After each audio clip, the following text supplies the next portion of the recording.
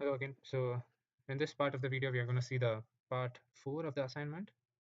So it's about modifying the code and then getting this VGA output on the monitor. So we have to get the circle, triangle, and square shapes on the display, and the width and height of the shape should be around 2 inches big. So this is my output. I've also attached a screenshot of that, and then I've also added the code snippet, so which is the image generator code. And then I've also added the settings generic code, which is this, which we're going to see at the VGA controller.vhdl file. And just a heads up, in the previous video, I did mention the PL IP core that we have used for the part 1 was 74.25 megahertz. So that's my bad. I've used 108 megahertz for that part. I've used 74.25 for this part of the assignment. So it was a slight confusion over there.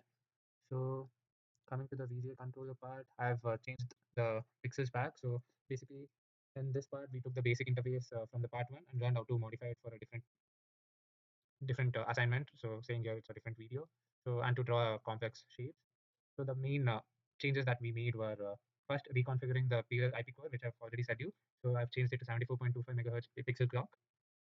Then second, coming to the generic part. So in this, we have changed the parameters in our VGA controller module to produce the horizontal sync and vertical sync pulses. So matching to the 1280 cross 720 resolution for the 60 hertz timing standard.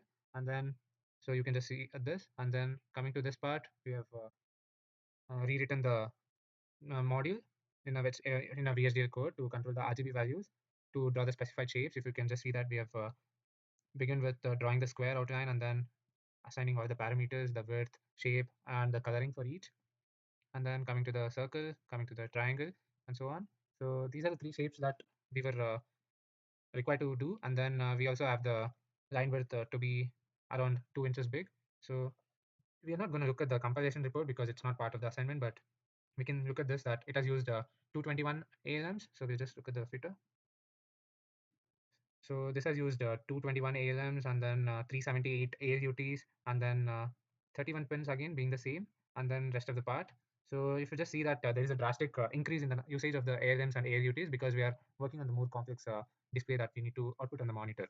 So I've already compiled this, and then we are directly going to look at the programming part of this. So I'm going to use my phone again to demonstrate the programming part from the board to the monitor display. Yeah, see you. So hello, welcome back. So now we are going to look at the programming part of the second part or the fourth part of the assignment. So we have already compiled and we have already discussed what we have done.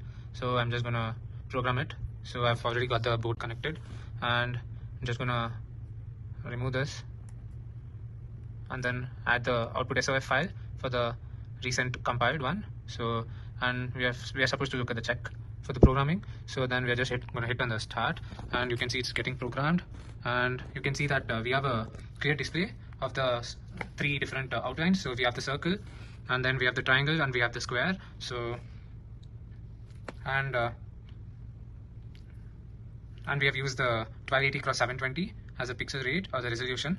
And then so this is what was needed to be done for the part 4 of the assignment. And then so basically this demonstrates the successful modification of the VGA controller and the image generator. So as part of the overall assignment, we also analyzed the timing performance of the design using Quartus time quest and estimated its power consumption using the power 3 analyzer tool, and we have made sure that the design met all the timing constraints. So this is it for the homework 5. See you.